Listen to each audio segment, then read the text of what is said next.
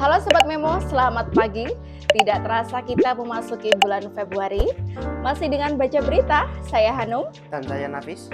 Informasi terbaru dari Jakarta, Surabaya, Malang, hingga Sampang. Edisi e-paper Memo X hari ini 1 Februari 2025. Langsung saja.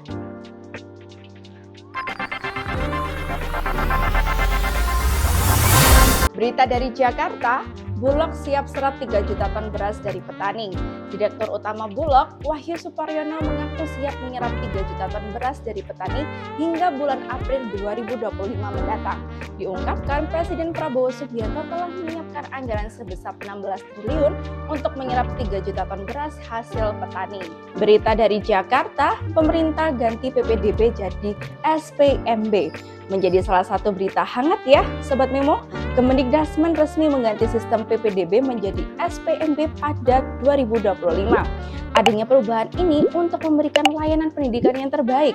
Perubahan dalam sistem ini di jenjang SD, SMP, sampai SMA atau SMK. Jadi SPMB ini akan berjalan di 2025 ya?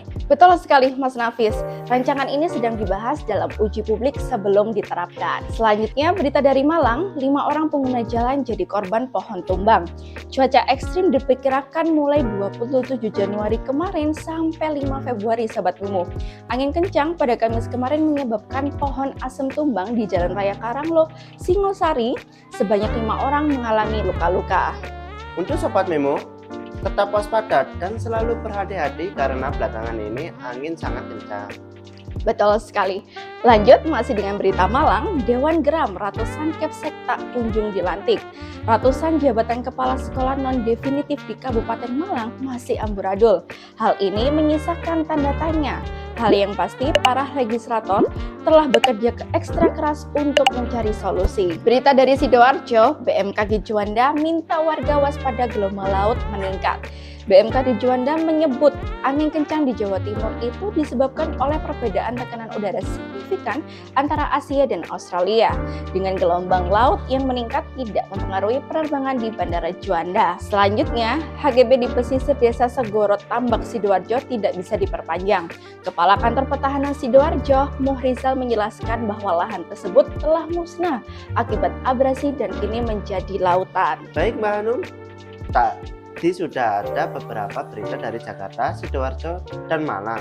Baik Sobat Memo, selanjutnya berita dari Surabaya, konflik memanas, warga Perung GSI bongkar paksa pagar beton.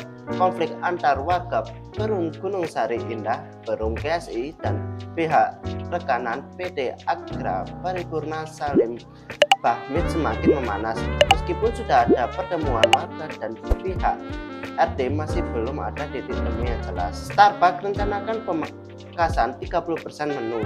Dalam beberapa bulan ke depan, Starbucks akan memangkas menu di Amerika Serikat akibat penurunan penjualan 4 kuartal berturut-turut. Dan pemangkasan ini apakah ada tujuannya ya Mas Nafis? Betul sekali, langkah yang dilakukan ini untuk menyederhanakan layanan, mengurangi antrian, dan meningkatkan pengalaman pelanggan. Baik berita dari Banyuwangi, per 31 Januari 2025, tiket masuk Taman Wisata di Alam Kawah Ijen melalui QRIS. Untuk wisatawan yang akan berkunjung sudah harus mempersiapkan per 31 Januari. Tujuannya untuk menerapkan QRIS ini adalah memberikan kemudahan untuk wisatawan sekaligus bentuk transparansi terhadap pengolahan tiket. Wah, menarik banget ya Mas Nafis. Mungkin boleh diinfokan untuk harga tiket saat ini di Kawah Ijen berapa ya? Saat ini harga tiket dibanderol Rp150.000 untuk wisatawan mancanegara dan Rp20.000 untuk wisatawan lokal di hari kerja. Berita dari Sampang, mahasiswa kepung DPRD Sampang desak pemerintah terkait pupuk yang menyulitkan.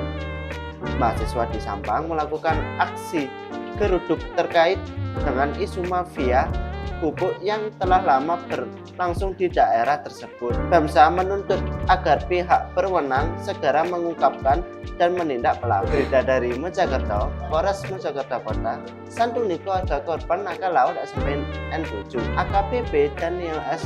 Marunduri melalui Kasat Lantas Polres Mojokerto Kota, AKP Mulyani mengunjungi keluarga korban laka laut pantai Drini Gunung Kidul dan menyampaikan rasa duka cita yang mendalam atas musibah yang menimpa keluarga korban.